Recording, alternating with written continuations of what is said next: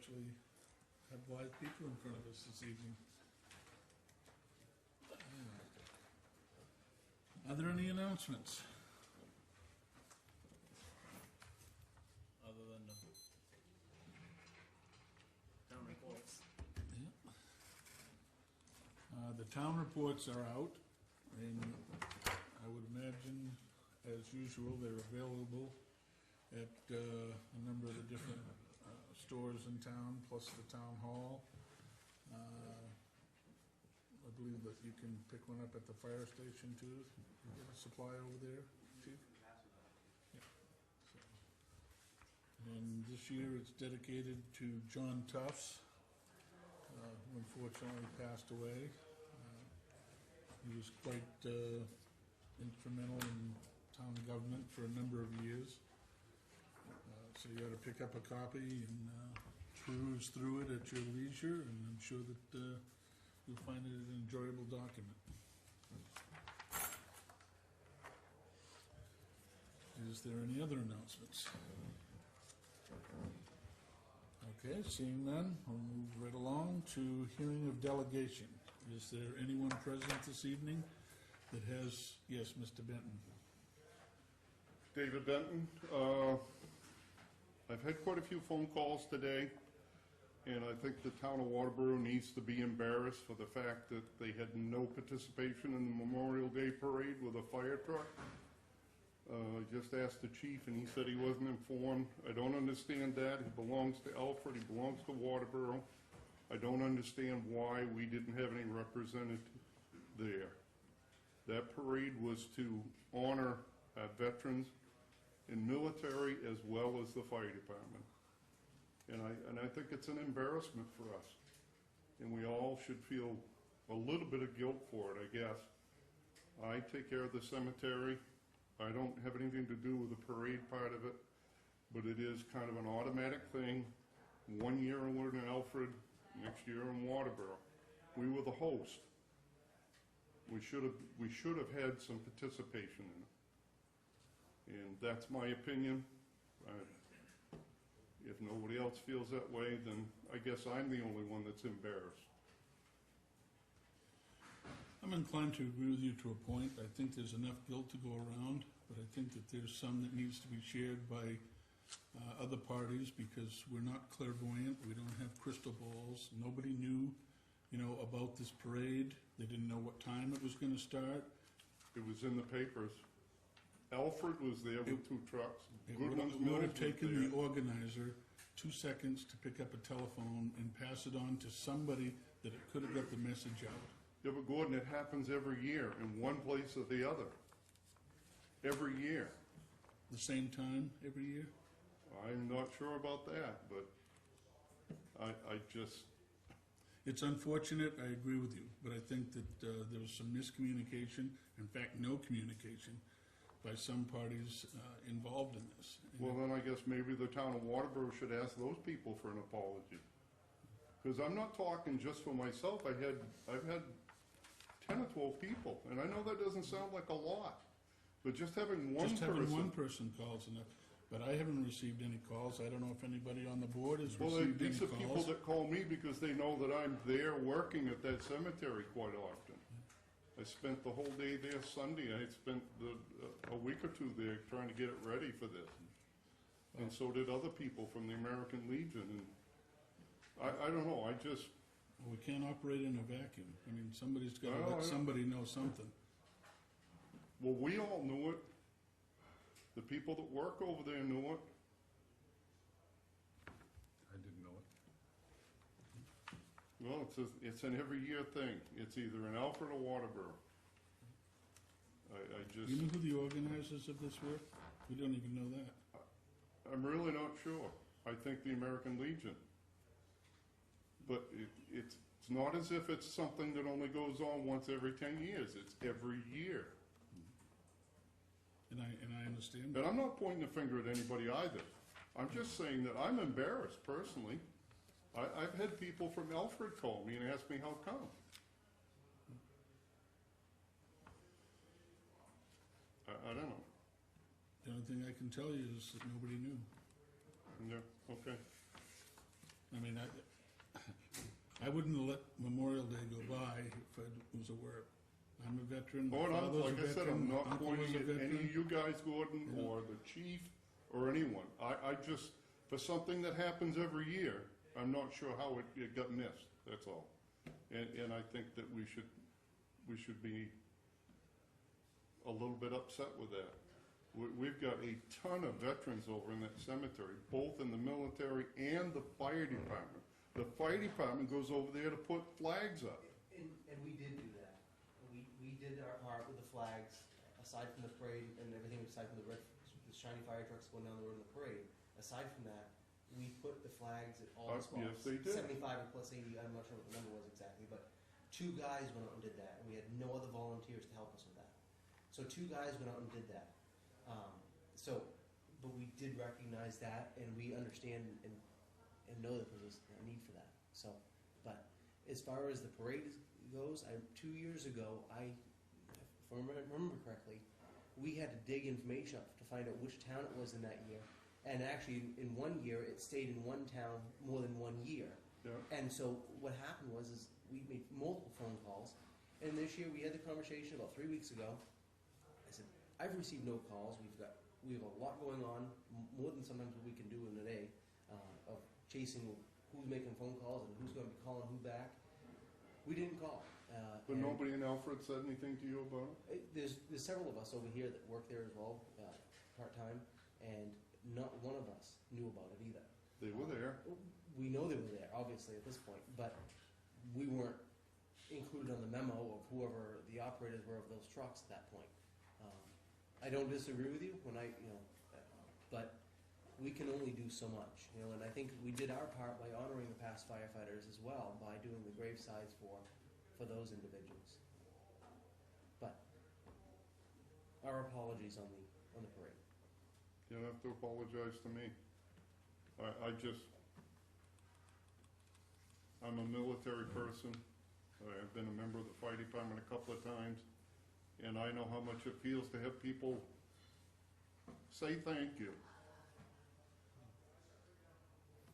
I just think that we missed the boat. No matter whose fault it was, it's a boat that's been missed, and it's too late to worry about it now. Hopefully in the future we'll be on top of these things. And hopefully in the future it'll be better communications. I don't know. That's all I have to say. Thank you. Thank you, Mr. Benton. Oh, I said thank you, Mr. Benton. Is there anyone else present who has any business they'd like to bring before the board at this time? Okay, seeing none, we'll move on. We've had correspondence this week. We have the Treasurer's Weekly Financial Reports, Representative Libby's newsletter, and a Treasurer's certification with the Maine Municipal Tax Collectors and Treasurers Association. If there's anyone that has any interest in any of those items, you can consult the town's website, or you can come in and see the administrative assistant to the town administrator or the town administrator, and we'll make sure that those items are made available to you. Reports and staff initiatives. Is there anything to report from any member of the board?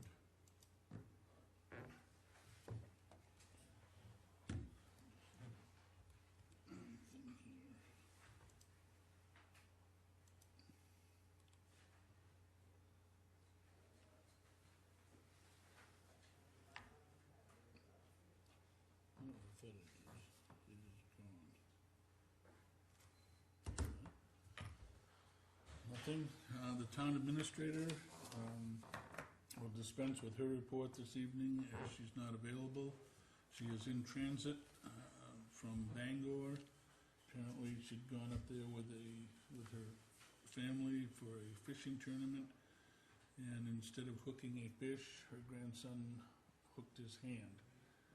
So they spent the better part of the night in the emergency room in Bangor Hospital, but she is on her way back now. Said she'd hopefully like to be here at least by 7:30. So we wish her well in her trip back here. Is there someone here tonight representing the 2020 Comprehensive Master Planning Committee? Mr. Bob Powers. Recognized.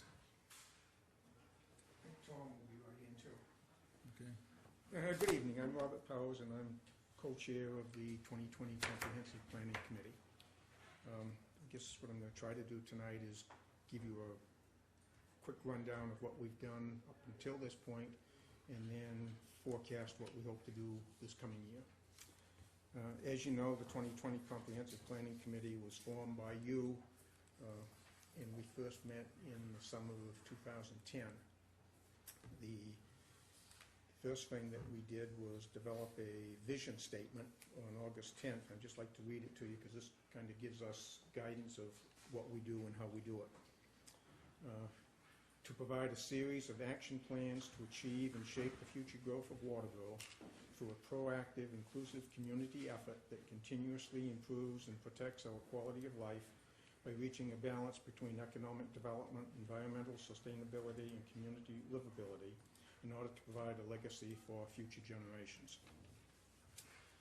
Early on, we reviewed the existing comprehensive plan, and later we held a series of visioning sessions that provided us with pretty good insights into what the people in town feel about what should exist in town. So far, we've completed a chapter on energy, and I think you've all received a copy of this. And we hope, we hope that within the next couple of weeks, we're going to have completed the section on villages. That would be another chapter that will be out of the way. Our plan for this year was to tackle our most challenging task. We had hoped to start this summer. We had hoped to complete an infrastructure chapter by about this time next year. But as you know, budget times have been difficult, and you were able to recommend for town meeting about a third of what we had requested.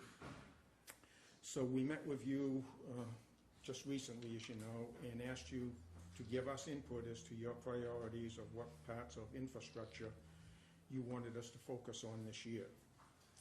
We appreciated your input, and we met last week to act on your request that we review the task, take into consideration how the best use of the resources that we hope to have approved at town meeting, consider the manpower issues, and most importantly, do what we think will be in the best interest of the town.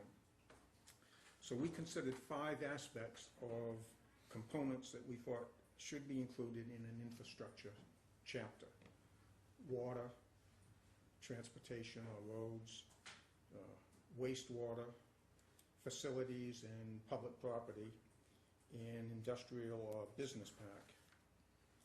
Our deliberations involve assessing what other organizations and groups in town might do to participate in some of these activities, since it was obvious that we couldn't do everything.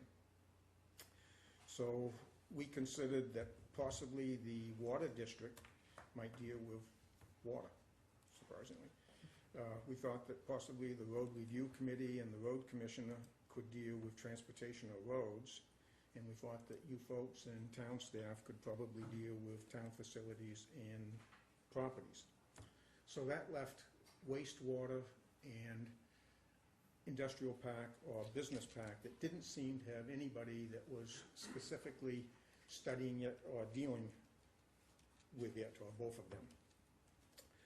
And we felt that definitely the wastewater issue is something that at some point real soon needs to be assessed.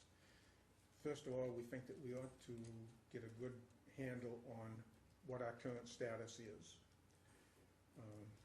We know that we have some highly concentrated areas of homes that are on septic tanks. Most of them have points or wells. I know where I live, I was told when we first bought the place that as long as the septic system was 100 feet from the source of water, everything was okay. Don't know how long that's actually good for And we just feel that there are a lot of areas in town that we need to get a look at that.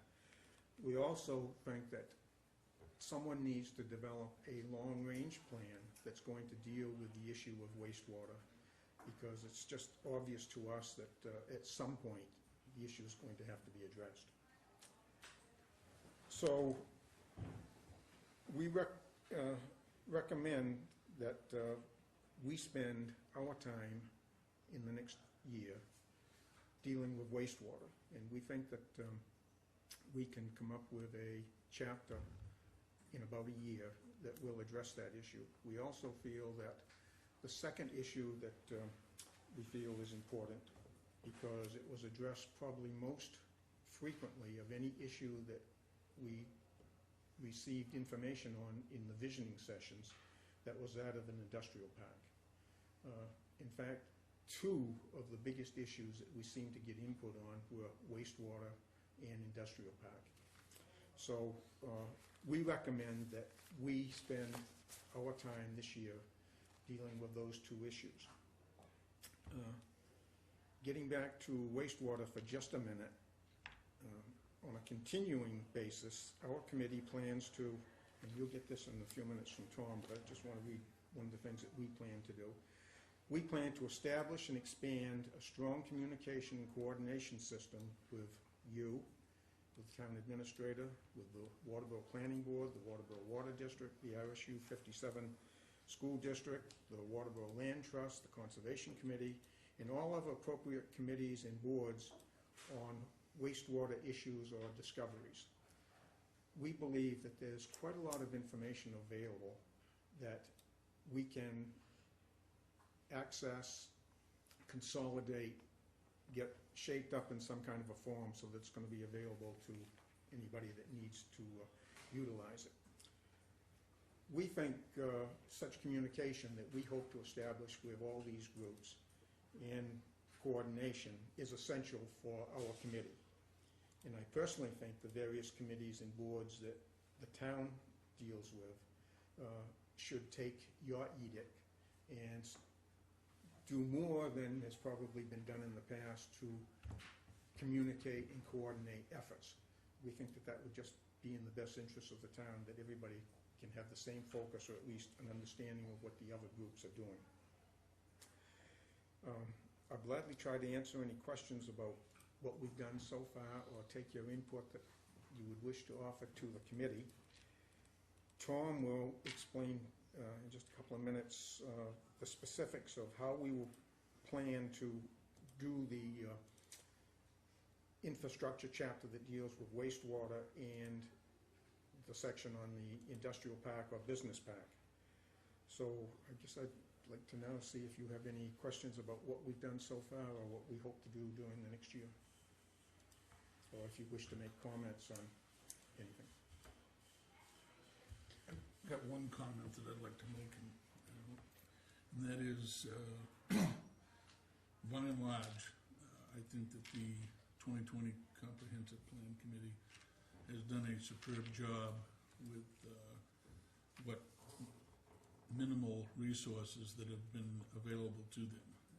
I know that they're competing with other departments within the town, for a piece of the tax dollar pie, and it doesn't always stretch as far as we would like it to stretch. But with those resources that you have had, I think that you have expended that in the most productive way. And I'm confident that as you proceed with your wastewater and the business plan, that you'll achieve those same high results, given what you've given. Well, we appreciate those comments, and we want to stress too that we're not saying at this point that we should ignore forever transportation, water issues, or properties and whatever of the town. We just feel that this year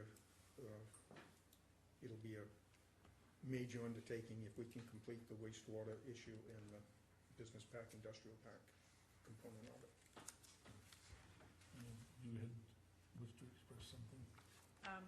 I was going to sort of steal my thunder. I know that the committee has worked very hard over the past couple of years, and you've done so without a lot of fantastic monies available to you, and I think you've done very well getting the best bang for the buck. I think, I know I got a lot of comments on the visioning sessions that you held and how positive those were, and I know I went to one of them, and I thought it was very well done. So I appreciate that you're trying to get input, and I hope that we've tried to get some other committees And we involved. understand that, and we know full well, the economic constraints that the community faces. We will pledge to you to do the best we can with whatever we get. The reality is, though, I think we need to understand that some of this stuff is really technical, and you don't want people like me that doesn't have a background in science or whatever it is, making some major decisions without input from people that really know what's going on.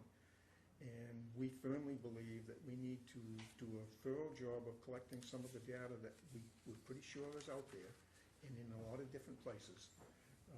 We think that we can pull that together and give to you this facet of that chapter that we think will be helpful to you. There's no doubt in our minds that the wastewater issue needs to be addressed. If it's no more than just a status report of what we've got, where we are, and what potential dangers might be. The last thing we want is a big controversy where we discover that half our population is poisoned, or we're just dealing with an issue that nobody ever dealt with. The issue of the industrial park or business park was really important to a lot of the citizens who participated in those visioning sessions. We don't know at this point what that might look like, whether it should be municipally generated or whether we should simply be a vehicle and have private individuals do it or whatever. I think what our focus will be to try to find some locations that would be appropriate for such an endeavor, and then depending on what we find out, decide whatever else we might want to do. We will try to keep you updated as we go along, so that if you need more information than we think that we're generating or that we're generating, we'd be receptive to giving you whatever we want, because we want this to be a document that will be beneficial to the town and not just something that's going to be put on a shelf and ignored. We want it to be something that can be implemented. Sure. The areas that you see, let's say the selectmen getting involved with facilities and the road review and road commissioner being involved with roads, do you see us coming up with a subchapter, a written piece at the end of the year? Not necessarily. I was going to say, if so, can we come up with a template of some kind with questions to follow? I think what we were suggesting was that those are areas that are at least getting cursory attention by someone, whereas industrial park and wastewater don't seem to be addressed by anyone at this point on any kind of a formal basis. And we felt that probably we could serve the community best by dealing with those two issues specifically. That doesn't mean that if someone else wants to do some other work in those areas, that we would certainly be willing to give them whatever assistance we could. What I would love to see would be, just as an example, maybe the road review committee say, yeah, we'd like to work with you, and in the future, really, the two of us and whatever other organizations in towns or groups in town might have input into it and do it jointly. I don't think this ought to be the job of an ad hoc committee like us. And the other thing that we took into consideration is that we are an ad hoc committee, whereas those other areas all have long-term standing kinds of organizations that deal with them, whereas there's no one that's really dealing with wastewater or industrial park. And just, in the follow-up, and maybe it's a little guilt, but you'd say, okay, you guys asked for 3 times the amount that we're recommending that you be funded for. So in that sense, you're able to do about a third directly of what you had planned on doing, but you kind of threw the ball back and said, okay, here's some other things. So it would be nice that if we could, each committee, do some work and have it done at the end of the year, that if it's not done at the level that for the final project, at least what it does is it cuts your job in the next year in half. The more Because we input we would've done get, the something. better, obviously. And we had hoped, when we submitted that budget, which we knew was a lot of money, but we had hoped and felt pretty confident that we could pull it off, that by this time next year, if we got those funds, we could have completed all 5 of those areas, had that infrastructure chapter done. Because that's by far the most comprehensive, challenging chapter that we have to deal with. And I think it's the most important. That's going to determine what happens in town. Okay, if you don't have any other comments or questions, I'll turn it over to Tom, who will give you some specifics of what we intend to do and how we intend to do it when we adjust the wastewater and the business or industrial park components of the infrastructure chapter.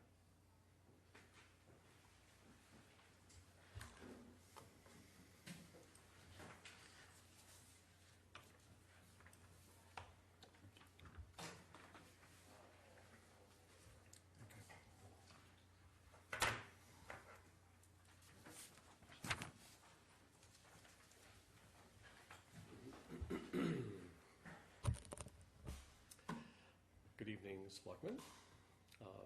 Couple notes of congratulations before I start. Chief, congratulations. You're well tanned. Week in Florida. Thank you, yes. Look nice and relaxed, too. And Bob, thank you for that brilliant presentation. It really kind of ties in all the pieces that we've been working on. And we have a couple of committee members here this evening, in addition to Bob and myself. I have to compliment the committee for working extra hard to pull these pieces together. What I'd like to do is first answer, John, some of your questions that you asked, and then jump into the specifics on the wastewater. You had asked, would it be possible to create a template for municipal assets? And the answer is yes, we can do that right in-house, prepare that. As with doing any type of research or work like this, you want to have a good template. And I'd be happy to work on in-house putting together a draft, and then the selectmen take a look at it, and you say, well, this looks good, expand this, this looks a little too much detail. And then I think, we could easily accomplish that template, and then you could delegate to whoever you wished to pull those pieces together, and that would help us significantly. So we can, in fact, do a piece of that in-house. So I'll leave it to the selectmen to issue that mandate. If you would like me to start on a template, I'd be happy to. The other thing that dovetails into that, Bob's mention of the road review committee. When we see an opportunity to do something with resources that we have in-house, we try to help out other committees too. And let's see, is Roger still here? Oh, Roger's left. He wasn't here. He wasn't. Okay. Roger had asked months ago if it would be possible to find a way to create an official street map. The town is absent an official street map, an up-to-date street map that's officially approved by the town board. And that's another thing that we believe that we can accomplish. Within the hopeful resources approved by town meeting, we hope to be able to create that official street map, which will become a base map for the road review committee to work on some of their data collection, their culvert work, and et cetera. So there are sort of these silent pieces of things that we try to work on to help the other committees, and we recognize that we've tried our best to communicate well, but we need to communicate even better. And so we are going to be very aggressive on setting up a communication system when we hopefully embark on the wastewater. But I hope that answers your questions, John, that we'll be able to help on other smaller functions while this is going on concurrently. The way we would tackle this, I've perhaps oversimplified it on the sheet that I've given to you, but when we take on a task on a chapter, we break it into 3 pieces. Bob has frequently mentioned that the committee will set forth the guidelines, the scope of services of how we create each one of these chapters. And when we create a chapter, the first thing we do is we try to make a list of primary questions, striking questions that would be sort of the heart of each one of these research chapters. And then after we've determined those primary questions, we break it into tasks. And so what I've done on this one sheet here, of which Bob has already begun to touch on, is to break it into a couple questions, break it into some tasks ahead. These are primary tasks. And then what would happen if we were successful at town meeting, then we would take the task ahead and break it into a scope of services. And the scope of services would be broken into 2 pieces. What can we do in-house?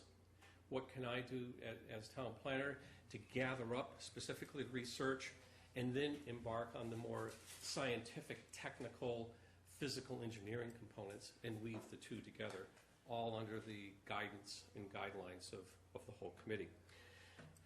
So having said that, 3 primary questions, and there's a whole subset of secondary questions.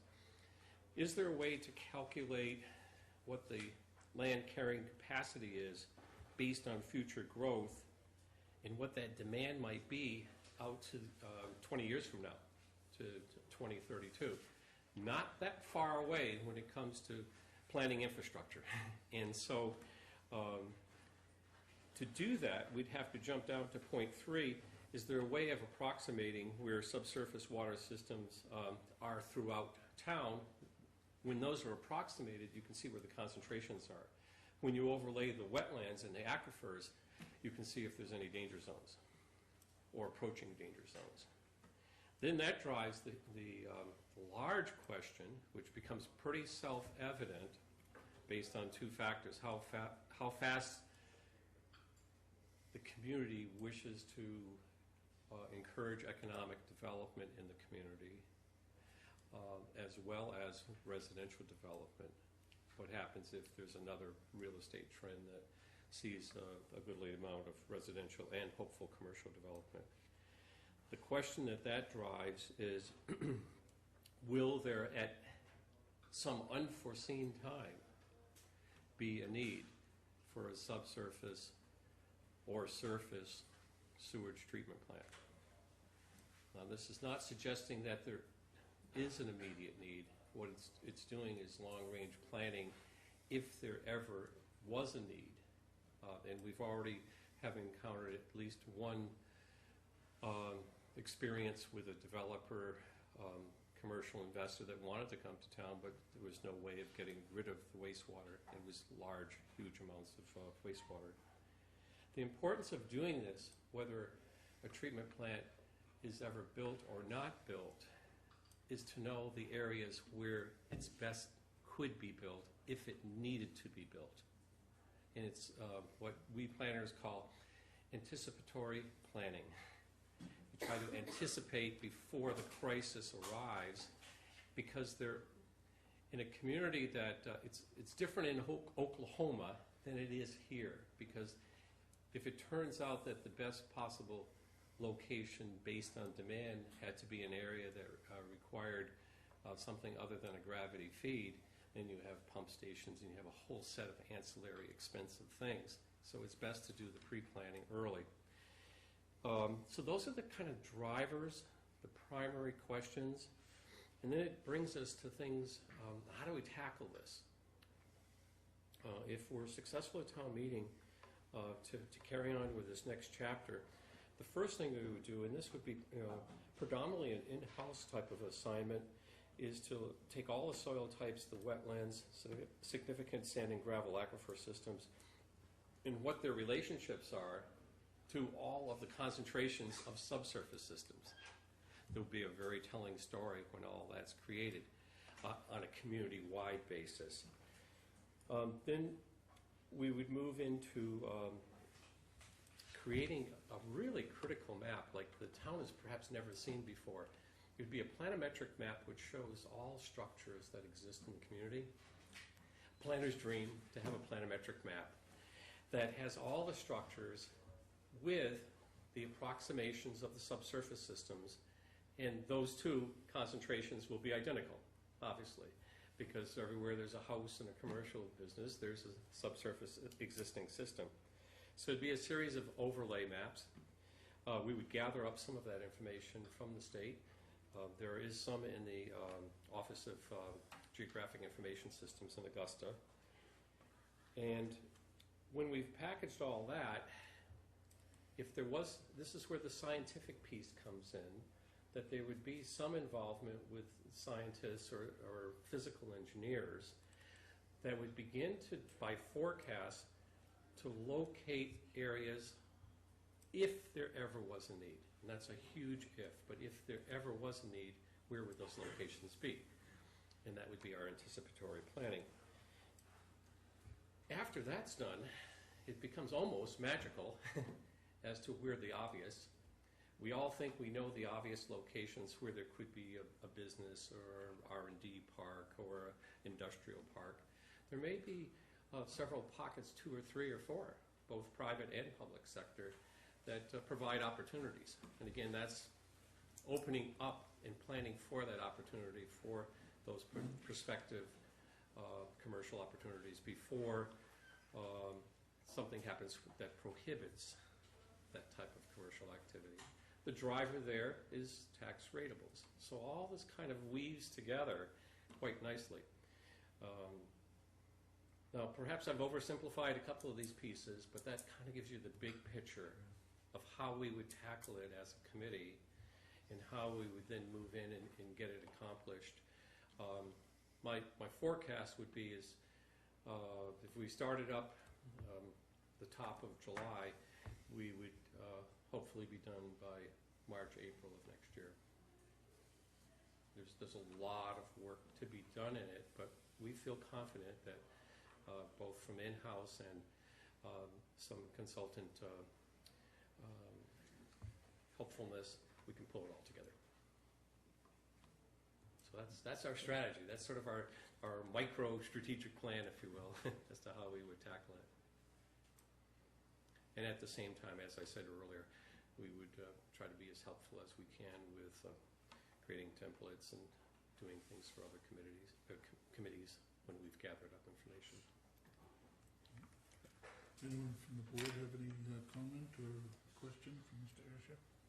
I think you're headed in the right direction, and appreciate the input from the committee on, we had a pretty good session a couple of weeks ago, and I think you've come back with, hey, this is what we're gonna go do. And I think that's what we asked for, so. It was very helpful, and just to extend that Full speed, how did you say that, John? Full speed ahead, or? Then torpedoes full speed ahead. I gotta say, this is what I was looking for. This, the way of answering the questions, the plan of this wastewater, how you're gonna research it. And then, as you said, it makes kind of sense. You have open pieces of land around town, then which one of them has water, and which one of them can you get used for wastewater, and there's your industrial or business park. So it makes sense as you do this, it's the business park kind of reveals itself, doesn't it? It does, and there's also a hidden asset that's here. When this type of information is all put together and we can intelligently answer these questions, if someone walks into my office or approaches one of the Board of Selectmen and says, geez, I'd like to pick up this piece of land, I'd like to do commercial endeavor X, and if we don't have these pieces or these answers, it makes it difficult because they expect them in quick response time. And so it really is helpful to pull these pieces together. And it really defines a strategy for us too, and perhaps even a broader, larger policy strategy and economic development for the Board of Selectmen and its staff. Good, Thank you. Okay, so, thank you. Our next item on the agenda this evening is the Assessor's agent to discuss and vote to approve the Maine Revenue Services Ratio Declaration and Reimbursement Application. Jerry? Mr. Chairman, this is an annual event. It's a long title for the form, but it's our way of the town getting their money reimbursed for the homestead exemptions that the town grants during the year. This particular form indicates that we picked up 33 new homestead exemptions. Of course, we have also removed a few, probably more. We probably removed about 40, 45. And these are people that moved away or no longer qualified or may have been deceased. Total number of actual exemptions that we have in town is 1784. The figure is apt to change between now and the time we set the rate because there'll be some adjustments and we'll find more homestead exemptions that need to be removed. Usually is the case. It totals in 2012 a loss to the town of $17,840,000. In real money, that would be about $216,000. The state is required to reimburse the municipality of 50%. So this form, once we send it into Augusta by June 1st, the state is supposed to reimburse the town $108,000. They don't say when, they don't say how many times. Sometimes it's an installment of 2. We never know, but the money is due to come back to Waterboro. And basically that is the form. What you have. So is the date right on the form? It says 6/29/12? No? Okay. Is So that it just saying said that? by June 1st. Yeah, no, I'll repair that. It's 05. Now, we wouldn't want this to come out of the same fund as the 55% for school funding, No. which they've maintained right along. It's different. Yeah. Any questions or? I'd move that we accept the ratio declaration and reimbursement application and approve it as presented. Been moved and seconded to accept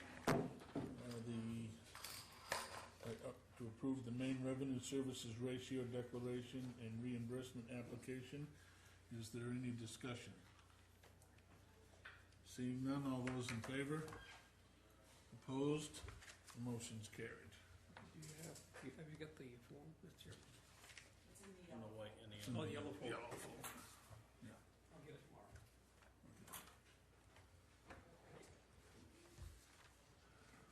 Thank you, Jerry. Okay, we'll move on to new business. Discuss and vote to authorize a state grant application for the ATV Club. And I believe we have Mr. Todd Abbott here this evening that's representing the ATV Club. Good evening. Good evening. Possibly Mountain ATV Club president. As you know, last year, about the same time, I was in asking for approval to do a municipal grant. We had submitted, just a point of clarification, municipal grant, the ATV municipal grant that we apply for, that grant money comes from ATV registrations. They have a 2-tiered system of how they present grants. They will either do it by trail mileage, just to do a maintenance type of a program, and they have a tiered system of, $3,500 if you've got below 20 miles of trail. If you get over to 35, that fee continually rises. The most money that we can receive from the ATV Club side of it is like $5,500. So what they've done is they've taken that pool of money and they allot some of that money to go to regular trail maintenance in that, smaller portion of money, and then they also allot a certain amount of money to go to municipal grants. That would be any club that's looking to do any major project that's gonna, entail, substantial costs and that type of thing. For the past, Tammy might be able to tell me better, but I'd say 5 or 6 years, the CMP double pole line has been an experimental project that the state has funded. They started funding Hollis ATV Club. They expended, $100,000 to $200,000. They've made the Hollis section from Route 117 all the way to Deering Ridge Road. I believe that crosses a couple of roads. So they've made pretty good headway. The way that the municipal grant works, if we apply as a two-town group, we get 70% payback. If we were to apply just for the town of Waterboro, we only get 50% payback. It might even be less than that. So what we did last year is we applied for the town of Waterboro and Alfred, where the trail system is going through Alfred, goes over into Shapley, and then down into Lebanon. The Lebanon Club has been working. I say they probably got 7 or 8 miles on the pole line that's completed. Last year we applied for the municipal grant. We put in for the total dollar amount that we expected to expend to complete the project was, I believe, $168,000, $170,000. The state gave us approval of $60,000 last year. Through the process of last year, our name, the Ospey Mountain ATV Club, is now the primary permit holder for the ATV Club side of things for CMP. We've also gone through, basically last year there was a lot of legwork that had to go into what happened last year. There's some DEP things that needed to be dealt with. There was some bridges that we needed to put in place that had not been in place. There was some repair bridges that needed to be done. So basically the Department of Conservation handled all of that for the town and for the whole program, and have applied to DEP. All that permitting is done. We're approved for all of the bridges. Last year I think we submitted two bills to the state. One was for $22,000 to $24,000. The other one was, again, another $20,000. What we were able to do with that money last year is we have connected officially from the clubhouse now over to Lakeside Market. One of those major areas, wet areas that we had to deal with, is directly behind the Snowmobile Club. Fortunately, we had a landowner that has allowed us permission to use their property. We rebuilt, I should say, 3 bridges out there at over 400 and some odd feet. We've put in gravel into the trail system and made that trail that connects from the clubhouse over to at least Lakeside Market, Ospey Mountain, a very usable trail. This year we're proposing that we're going to make it from the top of that hill, which I believe is the old Boy Scout road, make it from the top of that hill over to West Road. We have 4 or 5 bridges that need to be built. I've been in conversation with the Department of Conservation. Brian Bronson is the person that handles it, and he said that we as well as the Lebanon Club will be able to receive a grant for somewhere about $50,000. So I think what you guys have for a packet of information is basically a copy of what we had done last year. I have a project certification letter I had Tom print out before I came in. This will also need to be signed by you if it's something that you want to partake in again this year. The other thing I want to stress, there is no cost to the town of Waterboro. I shouldn't say no cost. You guys did the mailing and submitted the paperwork to the state, but the ATV Club handled all of the paperwork. We donated hundreds and hundreds of hours of labor, hired contractors, did all of that paperwork, and basically it's a win-win situation from our perspective to the town. And again, what we're looking for is interconnectivity throughout the town, and where this ITS pole line trail is one landowner, essentially CMP, We feel that it's a very good investment. It's not going to go anywhere. You know, we'll invest the money, the time, and as long as everything stays good with CMP, we don't have a risk of another landowner buying a lot and putting a house in the middle of that trail system. So I'll just give you guys a copy of this. But this, again, is the same project certification saying that all of you approve that we will continue to work on the grant process. The figure for this year that we have submitted, again, I said it's somewhere about 60,000. We did 40,000 last year. So again, next year we'll most likely be back again, looking for the remainder of it. And the interconnectivity will go all the way from Lebanon right straight through to the river, which would be Saco River on past 117. So. Is this the sole grant, or are you gonna apply for that other grant? You can only apply for one grant. Okay, So you're basically, dispensing with the 5,500 one in lieu of this one? absolutely, but within the municipal grant, they allow us to put in that $5,500. So we don't lose our trail grant money.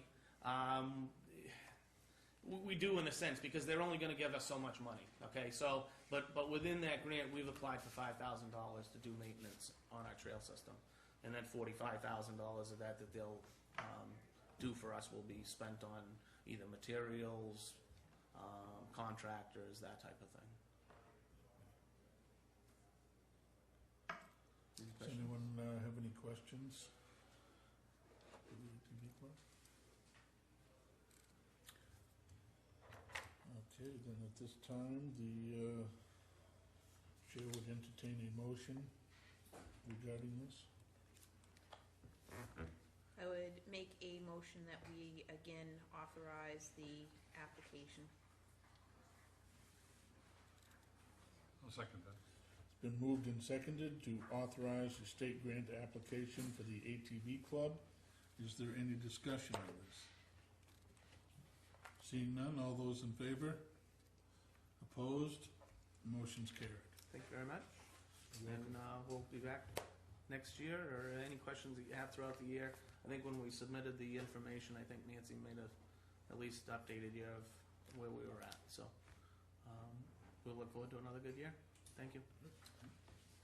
Thank you.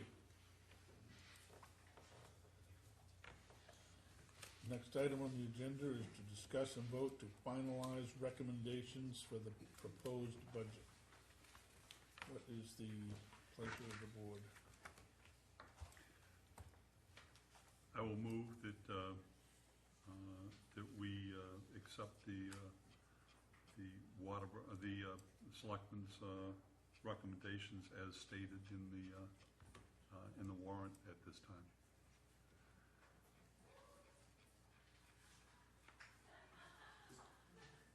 Need a second on that for discussion? A second?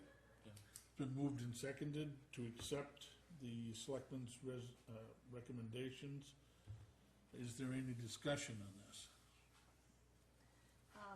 Nancy was supposed to get, and I don't know if Jerry's still here or not, that we can get it from him, what the total impact was going to be on the mill rate. Okay. Mr. Powers, if you'd be so kind, thank you. Mr. Chairman, Yes, Chief?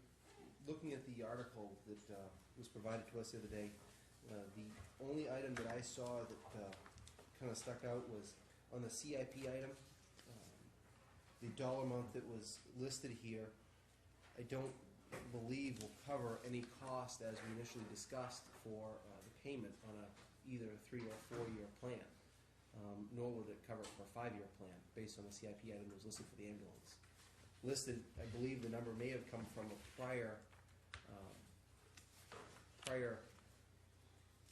ambulance purchase, and I'm not sure where that 23,000 came from. What article are you looking at? Article 35. Jerry, did Nancy have you run what the mill rate would be based on this budget? Not really, because we didn't, we were trying to anticipate the new valuation at the same time, and we were kind of, that's as much as I talked to them. something that takes you a while to do?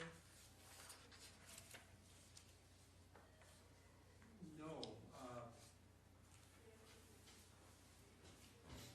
you're looking for the impact on the tax? Yeah. No, it wouldn't take that long. Like something you can pop out in a few minutes? Well, I it's not, asked I mean, Nancy for it a couple weeks it ago, would be- and that's, It's not rocket science, right? We've got Yeah. from taxation 2.44 million. What was last year? Let's go to last year's Not town. a million. Oh, Okay. I'm talking valuation. Yeah. I'm talking about what we're gonna spend. Yeah, the spending part. Right. So,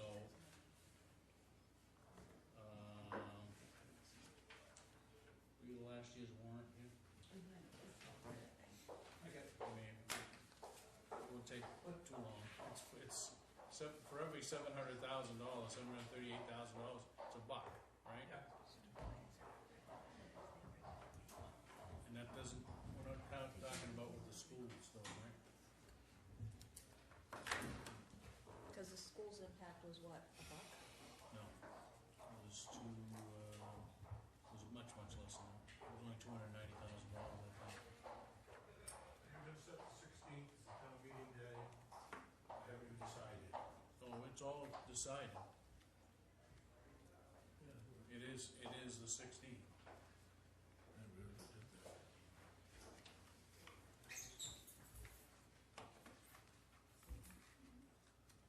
No, because we haven't approved the warrant yet. Last year was $1,853,000.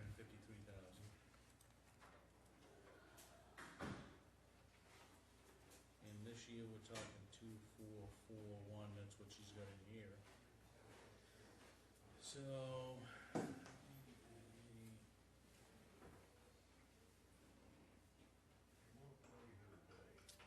About 580,000, so it's probably 580 divided by 730 is what?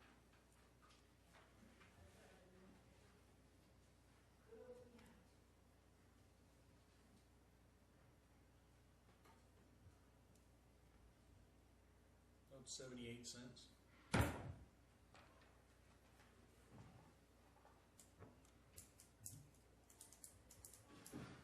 So we're at $12 now. $12. You got what you raised last year?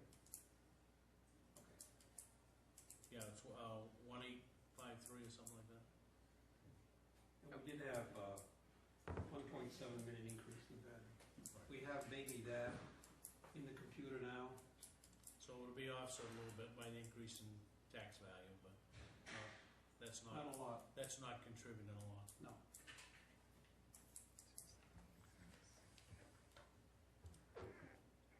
Are we $12 or $12.20? Even $12 per thousand.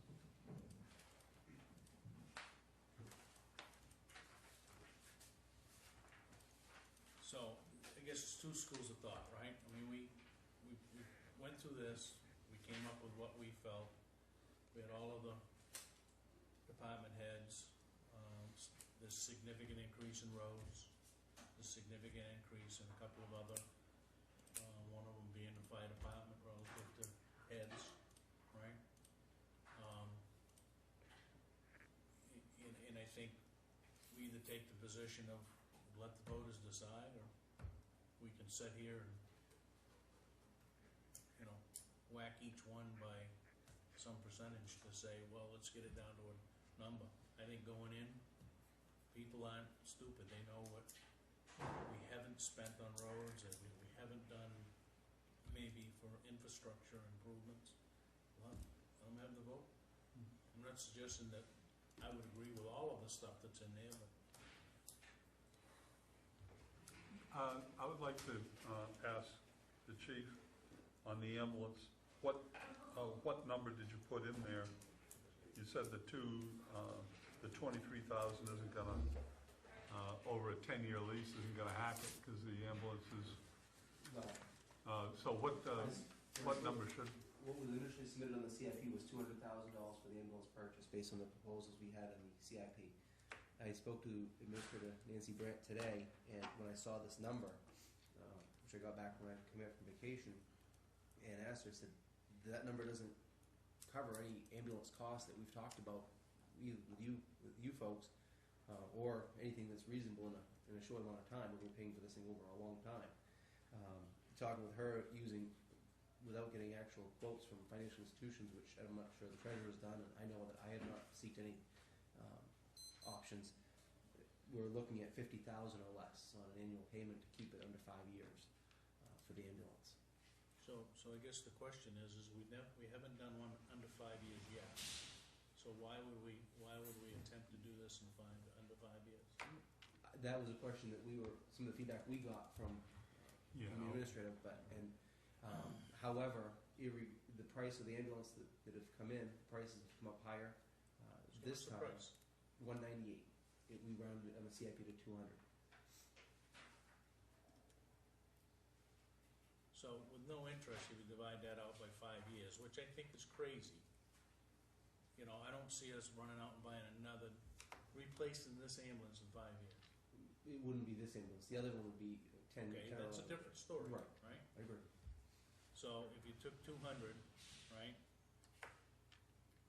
I'll pick a number, right? I mean, 7 years, 8 years, or whatever. How long have we had this one? 11 years. Almost 12 years. So let's call it 10 years for easy pickings. I'm not sure what the term is on the ambulance though. So, but there's 20, my guess is we can get whatever term we want, Matt, right? I mean, I don't think somebody's gonna say, well, you know, it's a municipal thing, you gotta pay for it. I don't think we could do more than 10 on the fire trucks either. So, I think we're capped. so let's say it's 10 or 8 or whatever, we're still talking $23,000, $24,000 a year with interest to pay off the note. I mean, I was going based on the term of what we were told before. I don't, unless you guys disagree, but 5 years, I don't remember during I the don't know where that came discussions, I don't know where it came from, because we were, because I was pushing, why don't we try to get 12 years out of it instead of instead of 10. 10, Right. right? But, you know, that was a discussion that we had. I mean, the question really is, you know, we've got 23 in there. I mean, it's, in the article, there's $379,000 in capital. We know that subsequent years may or may not be more, right? It's how we structure the deal.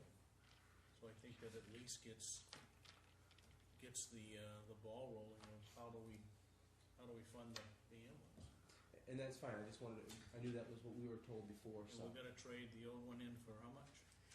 no idea what we'll get for it at this point. So if the new one is $200K outright, Let's just say, if we say 190,000, all right, so you're gonna get something back for, we can hope we get a few bucks for it. And what it may mean is that possibly on the, by stretching out this loan, you may, in the last year of this, the last 2 years of this, you may be buying another one. So you may be doubling up 5, 6 years out, and may have to be paying for 2. Because, you know, the present one has, I look at the mileage every a couple times a week, it's 69,000, something like that. So, you know, 5 years from now, that could be but that well up over stands on its own merits, right? I mean, I think even though we might be somewhat financing, So you may be multiple financing lots, 2 in it's still in the- 4 years from now. You might be financing 2. I mean, in this is, you know, the road, the excavator lease. So we're doubling up there with you know, a town tractor and an excavator. So, I mean, Yeah. and that's why I think you gotta lay this, I mean, we've done this for the last 3, 4 years where we've pulled stuff back and not taken it to the people. I think you gotta say, you know, when do you say, let the people decide whether or not they wanna spend that much money? Well, I think this is an example right here. I mean, we have, the Finance Committee has significantly different recommendations in several articles. And the people at town meeting are gonna get a chance to say, okay, do we want these goods here, or do you go the finance committee route? They'll have a chance, they'll have a choice.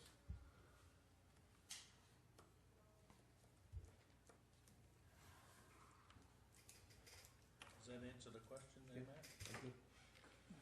So the exhaust system that we talked about is good? What else do you have? The power cot in the capital? That's fine?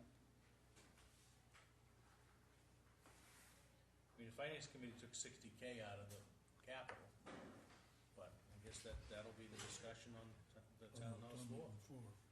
Because as I understand it, there is an area of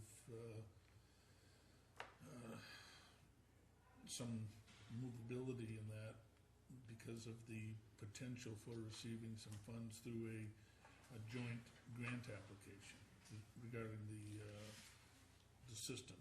Yeah, and we're not 100% whether we'll be eligible at this point or not, but we'll be letting you know as soon as we find out. Yeah, but that option is still in the works. I mean, it hasn't been discounted entirely. Not at this 100% point. yet, but we'll let you know. Yeah, I mean, the only, there's individual articles here, I think we could all say, well, I'm not real pleased with that, but, I mean, if, in general, I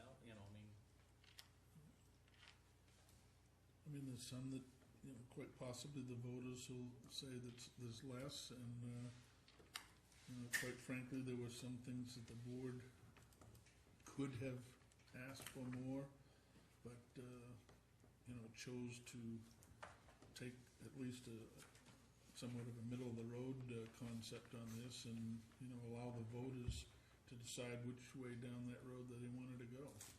let me ask you the question. In Article 22, you're asking for an additional head, right? Additional firefighter, an administrative assistant, part-time.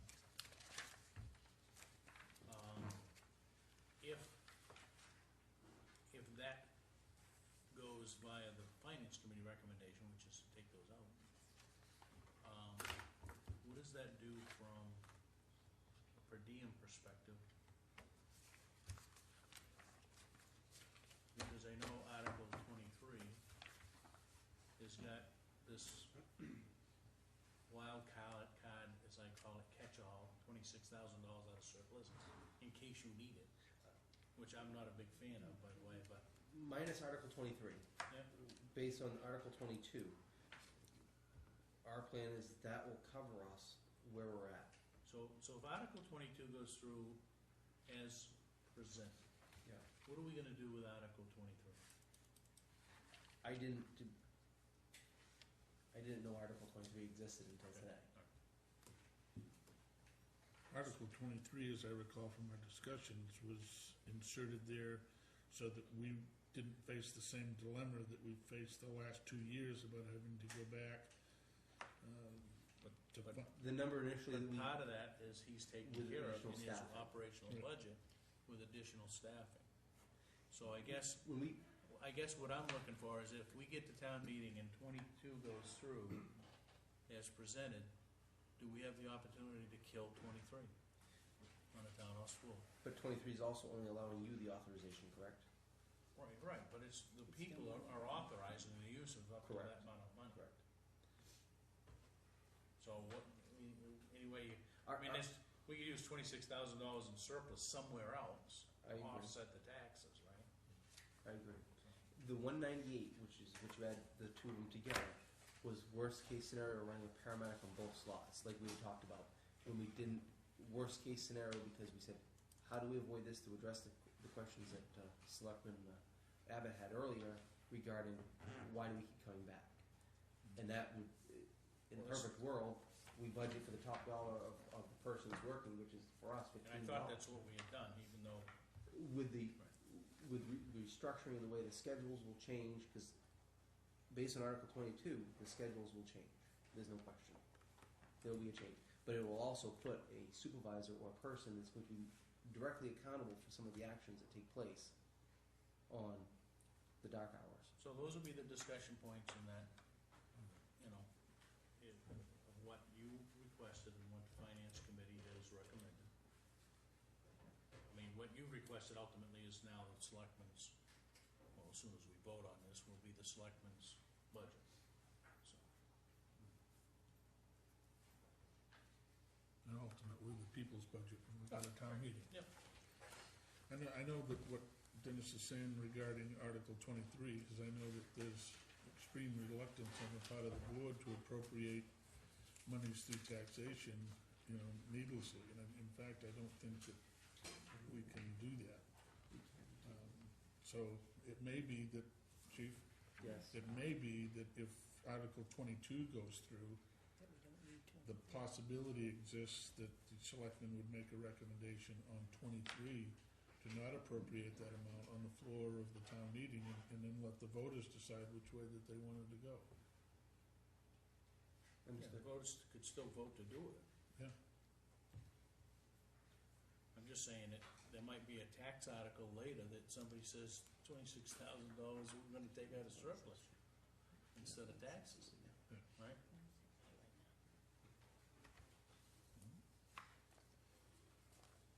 Do we have any further discussion by any of the department heads or the members of the board regarding the motion that's on the table? Just a comment? Yes. Unfortunately, the budget process took us a lot longer this year than we had hoped, and I know that I missed the last couple of budget meetings because I was out of town. Just quickly looking at what a 78-cent tax increase would be on some homes. I guess I have a little bit of a philosophical difference from, maybe some of the other board members as far as letting the people decide.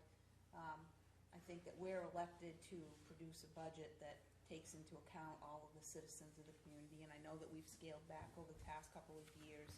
I'm just concerned that a 78-cent increase all in one fell swoop is really gonna hurt a lot of people, and so I'm really struggling with the budget this year because I understand that we have responsibilities to the town and running the town, but I think that we have a responsibility to the people as well. And trying to do it that provides the services that they need, the services that they want, but at a rate that isn't gonna cause somebody detriment. And when you look at like $150,000 home, that's $117 that their taxes are gonna go up. Just on the municipal side, that doesn't take into account what's gonna happen with the school budget as well. So I really struggle with this budget this year. Well, and to your point, over half of that increase is in the roads, right?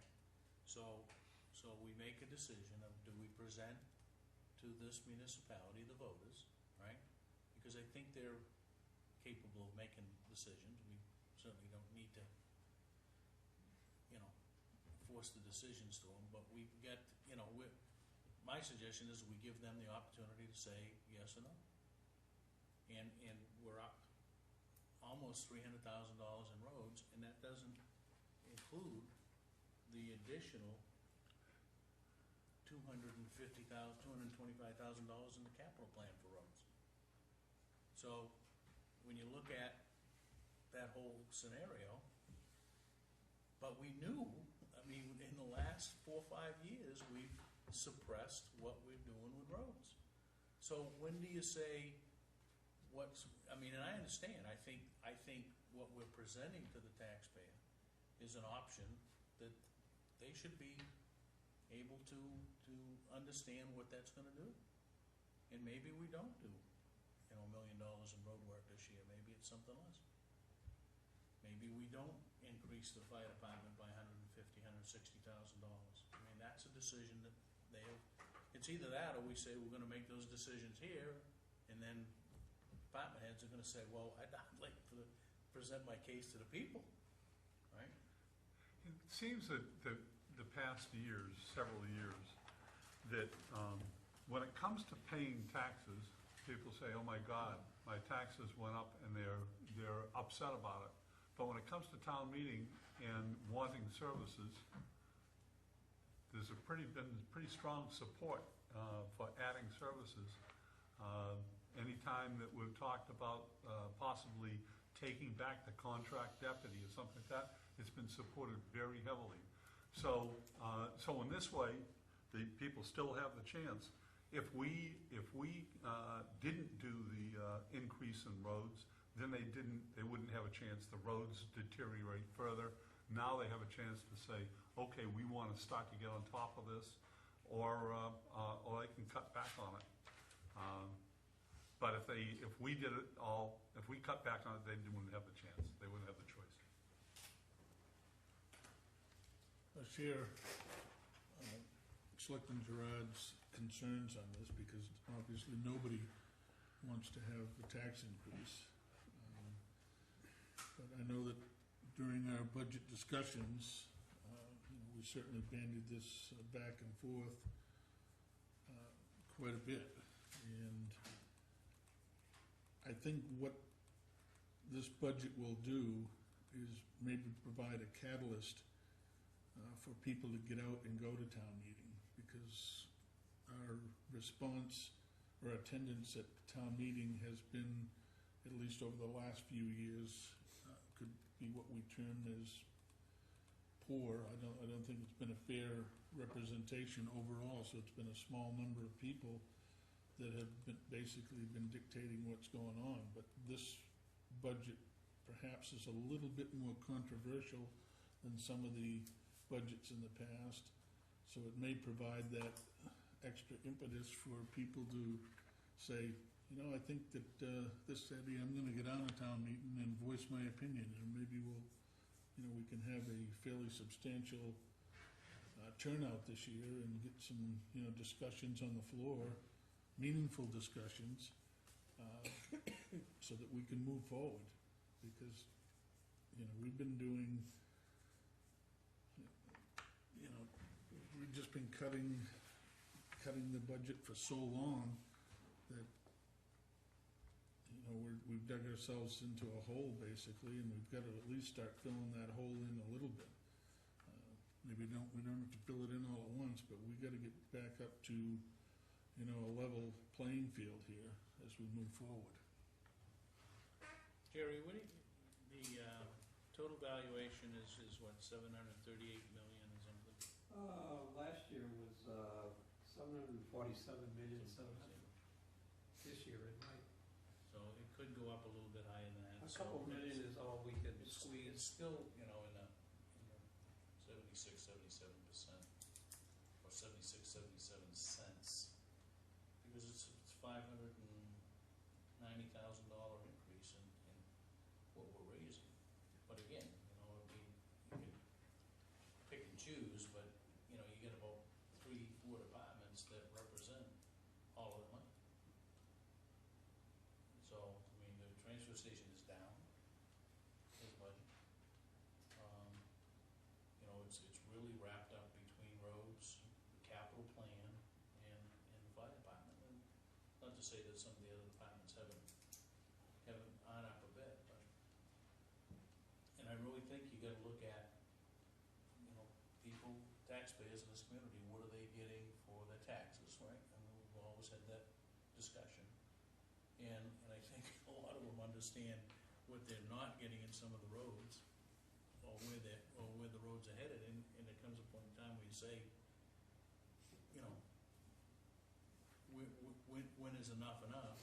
And I think the other thing people look at is they want emergency services. And I guess we'll find out what they're willing to pay for the emergency services. I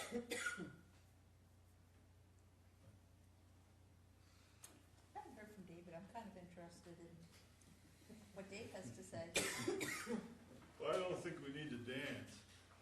We have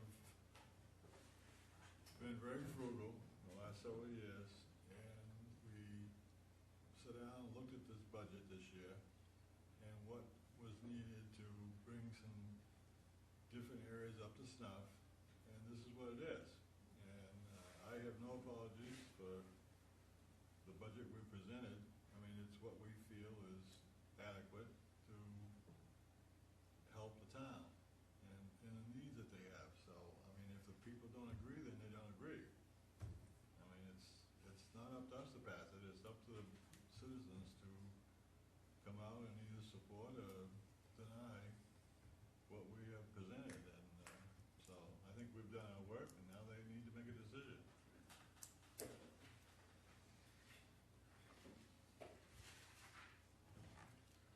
Is there any further discussion?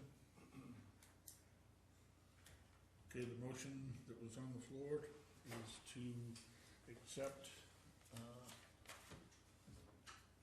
the recommendations of the selectmen's recommendations of the proposed budget. All those in favor? Opposed? Is that an opposition? No. Oh, you're in favor? Okay. Motion's carried 5-0. One thing I would ask is that, I know we've done it in years past, we haven't done it the past couple of years, but we dedicated one meeting to going over the warrant, where we read each article and we explained each article, and I think this year that's more important than any year, because there is a very significant increase this year, and I really think the people of the town need to be aware of what's being proposed and what's gonna happen if they don't show up at town meeting and have their voice heard. So I'd like to see us do a reading of the warrant, going through article by article. Would you kindly schedule that, please, Christina? We've only got a couple Next week, you have your weeks. fourth quarter review. Yes. So do you want to do it at that meeting, or do you, the following week is election day, the 12th? No. Yes, I'm sorry, yeah. Yeah, we can do it next week. You want to do it next week Yeah, or the we'll do week it after? next week. Next week? David, is the articles, have they been posted on the website yet? Not the articles, just the town report. Just the town report? Yes. Okay, after this vote this evening, this now becomes a document. Could you see that this is placed in a PDF file? Tonight, now that you've got it, And, yes, Christine? I just did want to point out one thing, the very last article, I think Nancy had said, We'd you pick have one, to yeah. choose one. Yeah. To choose from what? One of the LD1 overrides, we had a choice of, So they're both on there now, so we'll have to. we have to pick which one we want. Ah, okay. And Nancy's not here to kind of,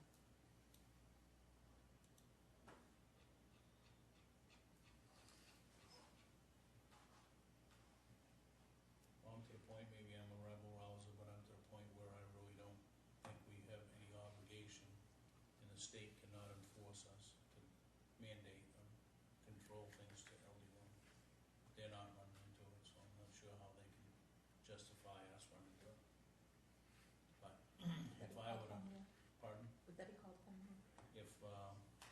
If you look at the last article where the number gets plugged in, it becomes part of the base, right? I believe so, yeah. So that would be my recommendation. And then it carried from year to year. To a large extent, I agree with Dennis regarding LD1, but I'm reluctant to be defiant of state law regardless of what their positioning on it, because they have traditionally, particularly with the school budget, that 55%, they've never held to that, and obviously they don't to the LD1. But I don't know if it's just the profession that I came from or not, but I can't sit here and knowingly say that just because we don't like the law and they're not following it, that we shouldn't follow it. Was that a motion, Dennis? Yeah, I would move that we accept the last article. I second it. Okay, it's been moved and seconded.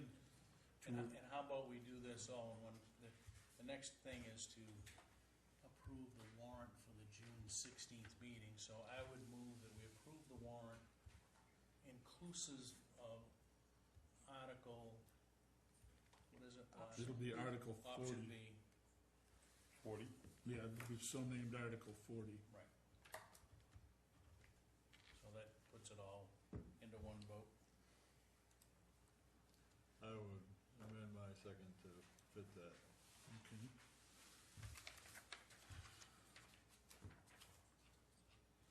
I'll try to recap this. We're gonna, the motion on the floor is to designate the last unnumbered article to approve. To approve the warrant, To approve and post the warrant with option B being with the option last B article. labeled as Article 40, to see if the town will vote to increase the property tax levy amount of, and it's vacant at this time, established for the town by state law in the event that the municipal budget approved under the preceding articles result in a tax commitment that is greater than the property tax levy limit. And there's a note on this that the wording of this article allows the levy to be included in the base amount for purposes of calculating the limit for the future year. And included with that, if you'd recap that for me, Dennis? That's it. That's it. Okay. Is there any further discussion? Just need to be very clear in explaining Well, this the number has to to be- people. And the number has to be plugged in there before it gets posted. Okay. Okay, you got that, Dave? You can't, don't put it on the internet until we get it. Okay, all those in favor? Opposed? Motion's carried.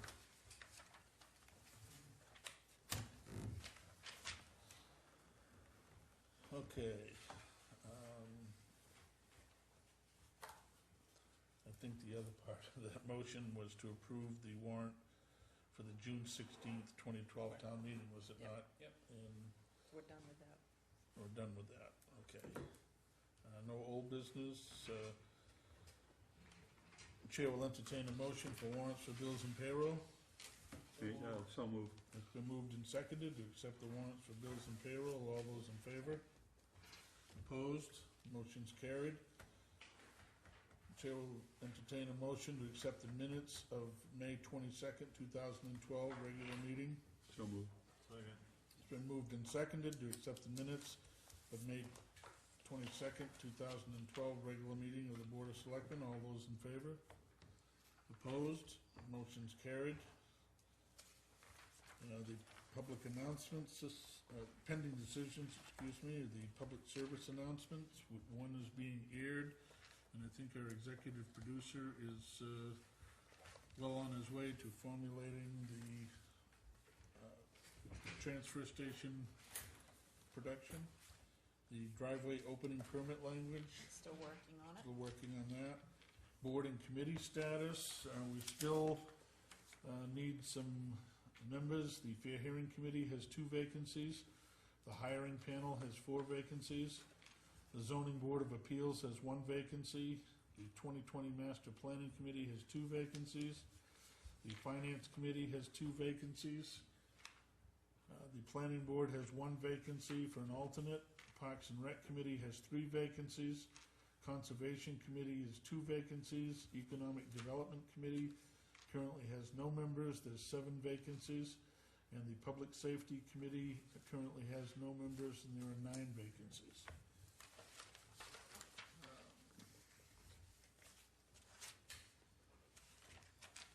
Okay, discussion of agenda items. We pretty much got next week's agenda pretty full right at this time.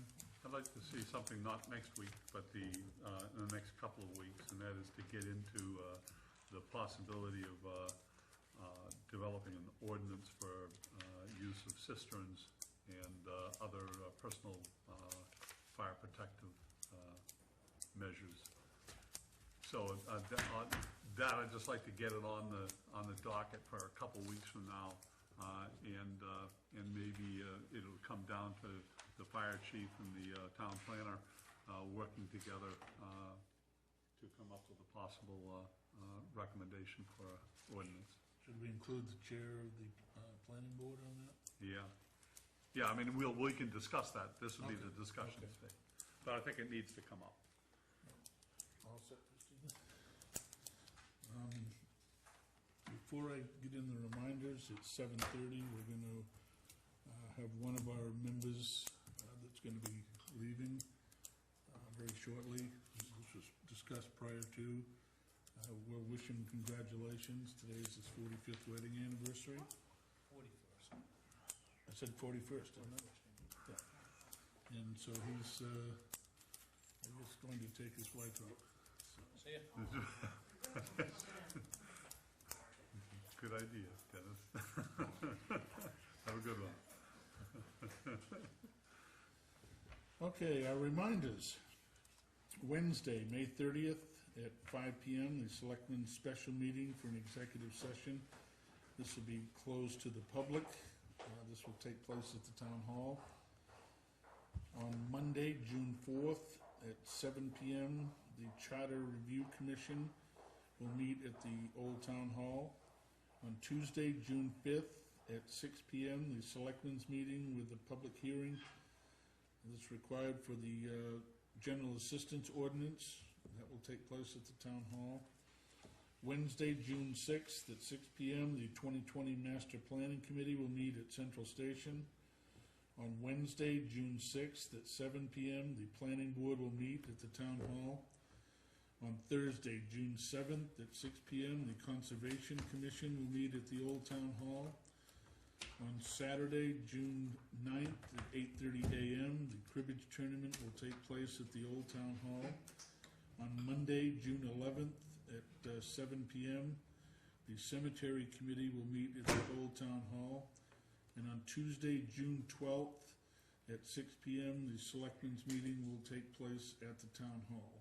And just another reminder that town meeting is on June 16th. And with that, unless someone from the board has anything else that they'd wish to convey at this time, we'll accept a motion to adjourn. I will move to adjourn. Second. It's been moved and seconded to adjourn. All those in favor? Opposed? The motion's carried. Thank you and good night.